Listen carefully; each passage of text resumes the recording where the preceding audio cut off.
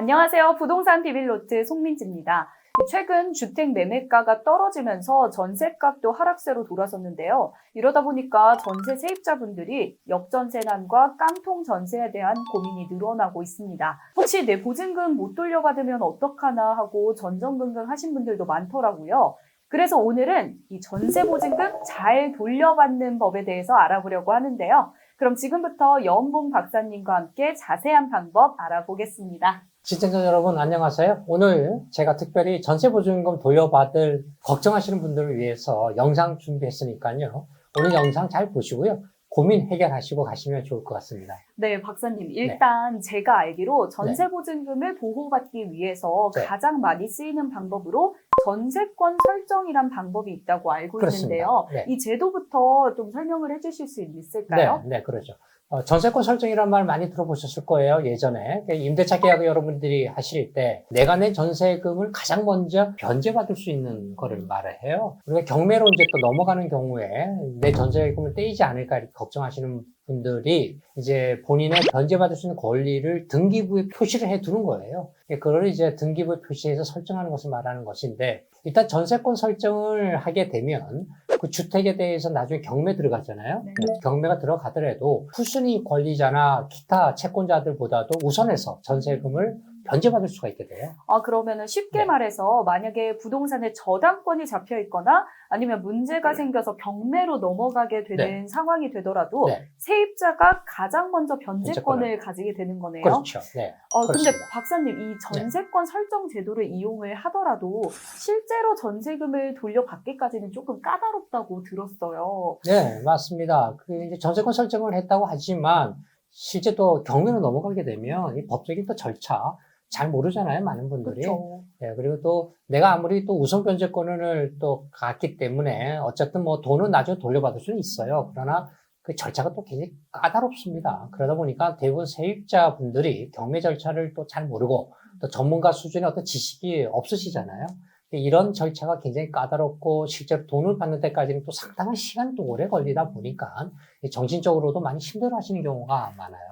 네, 저 같아도 절차가 까다롭고 기간이 오래 걸리면 네. 내가 낸 돈을 다시 돌려받겠다는 건데 네, 왜 맞아요. 이렇게까지 해야 하나 이런 생각이 들 것 같아요. 그렇죠. 그럼 혹시 이런 이 전세권 설정 제도 말고는 네. 실질적으로 세입자가 전세금을 안전하게 돌려받을 수 있는 방법이 없을까요? 네, 그런 방법이 아주 생겼습니다. 바로 전세금 반환보증보험에 가입해 두는 겁니다.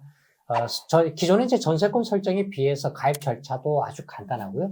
비용도 아주 저렴하기 때문에 또 가입 자체도 세입자가 직접 하는 거예요. 그러다 보니까 편의성도 아주 뛰어나죠. 네, 전세금 반환 보증보험. 네.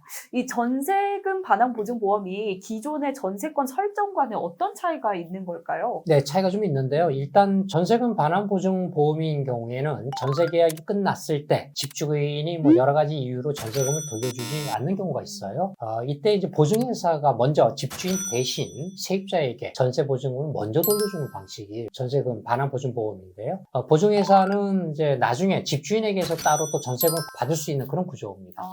그럼 마치 자동차 사고가 났을 때 보험을 저희가 들어놓으면 보험사가 알아서 처리해주는 것과 같은 그런 느낌이네요. 네. 이 전세금도 이렇게 보험사가 있으면 확실히 편리할 것 같은데요. 네. 그리고 이제 비용 차이도 또 커요, 이게.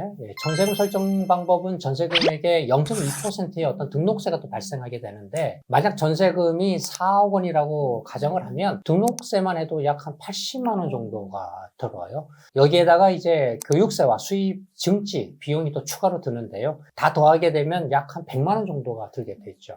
여기에다가 법무사 대행 비용까지 추가가 되면 총 130만 원 정도까지도 나옵니다.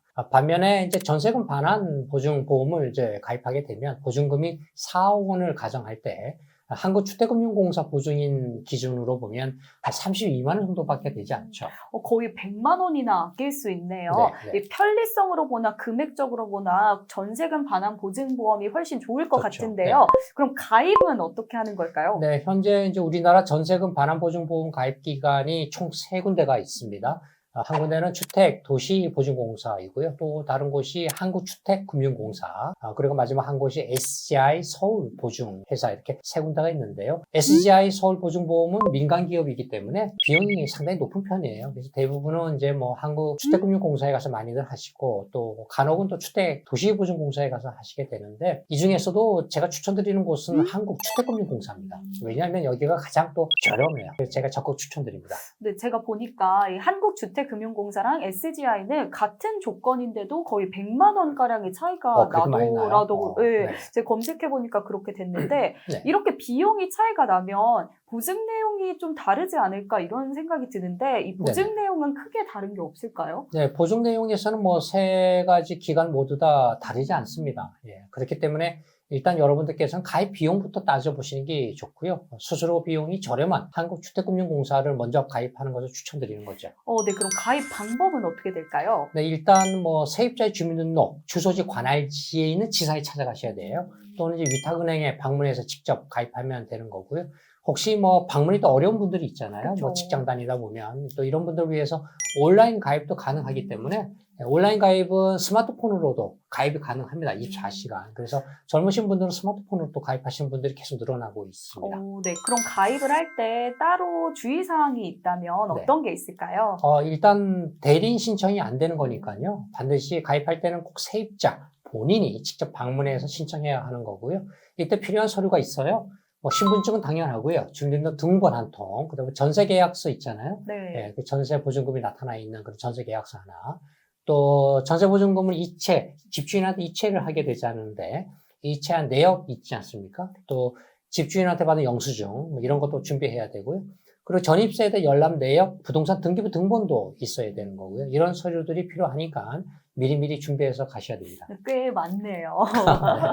네, 그럼 이런 보증의 경우에는 네. 보증보험은 아파트만 가입이 가능한 걸까요? 아닙니다. 여기에는 이제 뭐 단독 다가구 뭐 이런 거 다 되고요. 뭐 다세도도 되고 다중주택 연립 또 주거용 오피스텔도 모두 가능합니다. 대신에 이제 오피스텔은 부동산 등기부상의 주 용도가요. 주거용으로 표시가 되어 있어야 돼요. 예, 네. 그것만 주의하시면 됩니다. 그러면 오피스텔 세입자의 경우에는 주거용인지도 꼭 확인을 해봐야겠네요. 그렇죠. 네. 그런데 혹시 새 들어갈 집의 집주인이 네. 주택임대 사업자인 경우에는 조금 달라진다고 다르죠. 들었어요. 네. 만약에 집주인이 주택임대 사업자라면 의무적으로 보증보험을 집주인이 가입을 해야 되기 때문에 그렇죠. 이미 보증보험이 들어있는 상태인 건데 그렇겠죠. 이 경우에는 임차인이 따로 보증보험에 가입하지 않아도 되는 걸까요? 예, 이제 여러분이 이제 집을 구하다 보면은 집주인의 신분을 한번 좀 잘 확인해 보는 게 좋은데요. 집주인이 주택임대 사업자인지 아닌지를 먼저 확인하는 게 좋아요. 만약 이분이 주택임대 사업자시라면 굳이 뭐 세입자 여러분이 직접 가입할 필요가 없어요. 왜냐하면 집주인이 의무적으로 가입하게 되어 있거든요. 굳이 뭐 전세금 반환 보증에 가입하지 않아도 되고요, 세입자가. 근데 간혹 가다 보면 집주인이 뭐 여러 가지 이유로 세입자에게 가입을 해달라고 하는 경우가 있어요. 이 같은 경우에는 세입자가 가입을 해야 하죠. 만약에 집주인이 가입을 하게 되면 이 보증료의 75%를 집주인이 내고요. 나머지 25%는 세입자가 부담하게 돼 있습니다, 법적으로. 근데 만약에 집주인이 가입을 안 하고 세입자가 가입하는 경우가 있죠. 이 같은 경우에는 집주인이 100% 전액을 다 부담을 해야 되도록 되어 있습니다. 그래서 보통의 경우에는 집주인이 100% 가입하는 것보다 75% 가입하는 게 낫기 때문에 그렇죠. 보통 집주인들이 다 가입하는 경우가 대부분이죠. 그러면은 집을 알아볼 때 임대인이 주임사인지도 미리 알아보면 좋을 것 같네요. 당연히요. 중요합니다. 네. 오늘은 이렇게 여원봉 박사님과 함께 내 전세금 안전하게 지키기 위한 전세금 반환 보증보험에 대해서 알아봤는데요. 저희 오늘 많은 도움이 되셨다면 영상 좋아요, 그리고 채널 구독 부탁드리겠고요. 추가적으로 궁금한 사항이 있으시면 영상 하단에 오픈 채팅방 링크 통해서 오픈 채팅방 들어오셔서 언제든 질문해 주시면 되겠습니다. 자, 그럼 저희는 다음에도 알찬 정보로 돌아올게요. 고맙습니다.